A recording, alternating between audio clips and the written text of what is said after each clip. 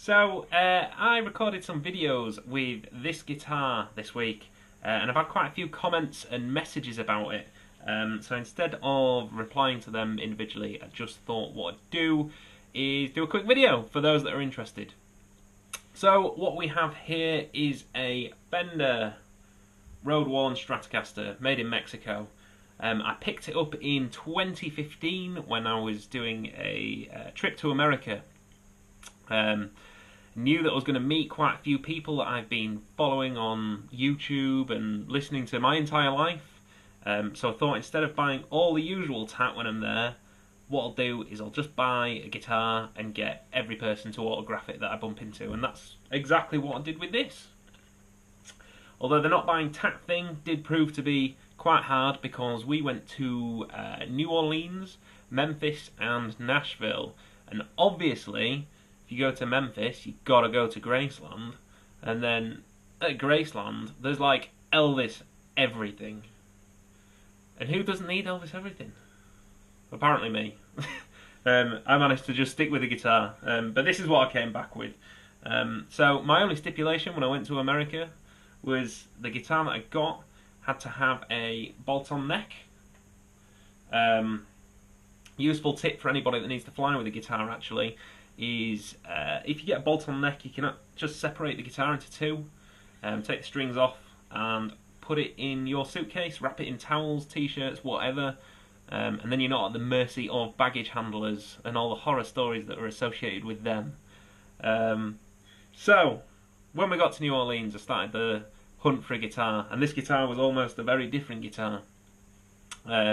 I'd heard of a USA-made black Strat for sale in a pawn shop.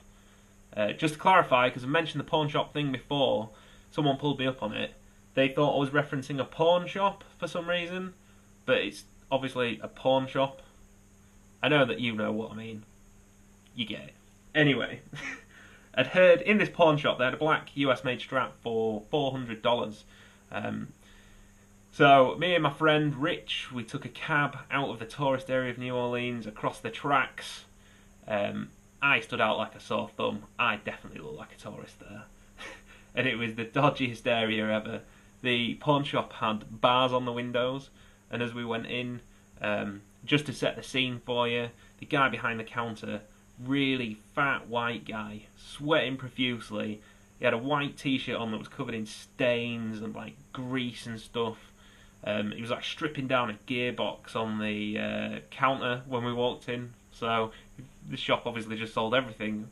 Anyway, it turned out the Strat that we'd been to see, it had a US made neck on it, but it was actually a parts caster, and was just made up from bits, so I wasn't prepared to buy that on that basis. I am a little bit of a brand snob, and Fender and Gibson.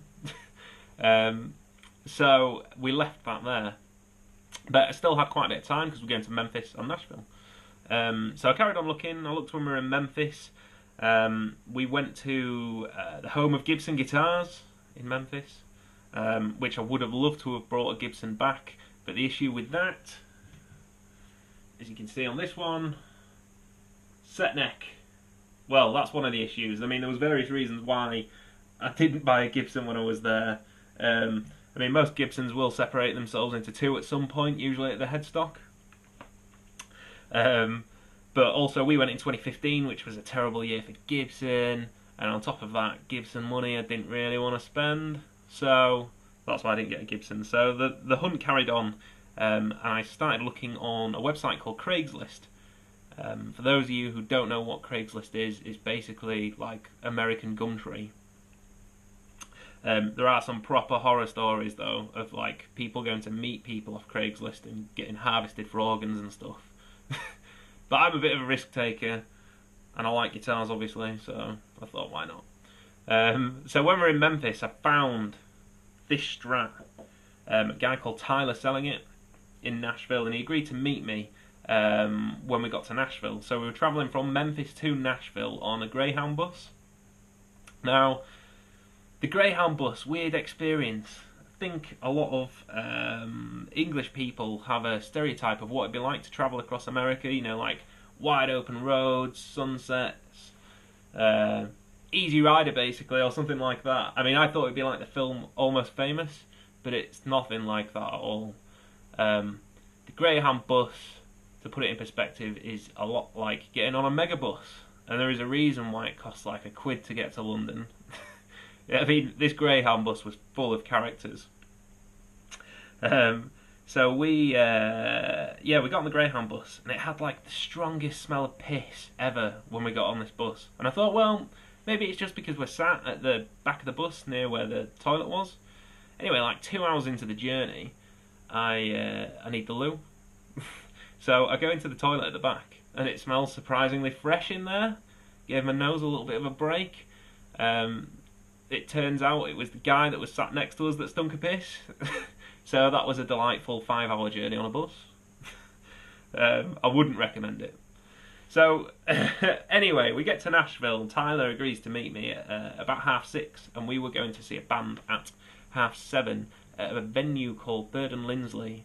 The band were the Time Jumpers. And it was quite important that I had a guitar for that gig, because there was someone at that gig I wanted to get to sign it. Which, for those of you who know the Time Jumpers, it's Vince Gill, amongst many other members in the band. Tyler meets me, nicest guy, didn't harvest me organs, which was nice of him. Joke would have been on him, they're not worth anything. And I head straight to this gig. Now, the thing with the Time Jumpers and Vince Gill is Vince doesn't always play with them because he's got his own thing going on. So it's just by chance. Because they have a residency there, so you just book tickets, and if he's there, he's there. So as soon as we get there, I say to the door staff, "Is Vince Gill here? Is Vince Gill here?" And door staff says, yeah, he's here, but he's in a rush to get off tonight because he's got to go to New York, so you might not get to meet him, don't get your hopes up. And I was like, oh, he absolutely has to sign this guitar. So as soon as the Time Jumpers finished, I went up to the front of the stage to go speak to him. And he was the nicest guy. He was clearly in a rush, but he made time to talk to me. I told Vince a little white lie about this guitar. I said, "I've carried it 2,500 miles. Please, will you do the last 2 feet and autograph it for me?" And he says, "Yeah, of course." So that was the first autograph on the guitar, which is on the back of the headstock, with numerous other autographs that are on there. He actually signed the guitar twice, so he signed the back of the headstock and he signed a scratch plate, which I've got hanging on the wall there.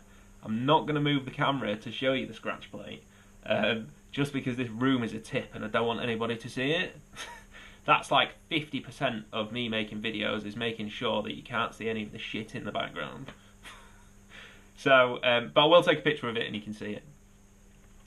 Vince signed it. On the inside here, Paul Franklin signed it. He's probably one of the best pedal steel players on the planet. Once again, really nice guy.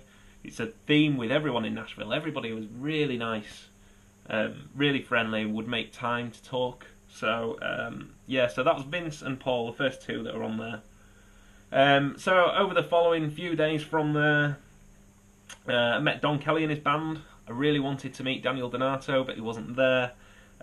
Porter McAllister was his guitarist at the time. Check him out on YouTube, really good player. Who else have we got on here? We've got, it's on the back of the headstock, Guthrie Trapp. Love Guthrie Trapp, load of respect for him, very talented player. And he was playing at the Acme Feed and Seed with a guy called Will Kimbra, who plays guitar for Emmylou Harris. So that was pretty cool. Got to meet him. Who else have we got on here? When I got back to the UK, it was missing a few of the autographs that I would have liked to have got, so it has been topped up since I got back. There's now JD Simo on here. He's on the back of the headstock, along with Joey Landreth. So that's the story of the Nashercaster. As I said earlier, the intention was to just hang the guitar on the wall and just have like the ultimate souvenir and not take it anywhere. The issue that I've got with this guitar is it's a very good example of a Strat. It's lightweight, it sounds amazing, it plays amazing, so I gig it. It gets gigged, it gets rehearsed, There's nothing over any of these autographs to prevent them from rubbing off, and I do play pretty hard when I play live. So, but I firmly believe with this and my other guitars, all of it, they're just tools for a job at the end of the day. So, it is what it is. It's pointless having an instrument like this at home and not using it. I did get quite a good deal on it. I think I paid about $500, which at the time was about 320 quid. These sell for nearly £1,200 now. So, yeah, it's a lot of money to have. Well, 320 quid isn't, I suppose, but it is a lot of money to have tied up in an instrument and not use it. So, yeah, that's the story of the Strat.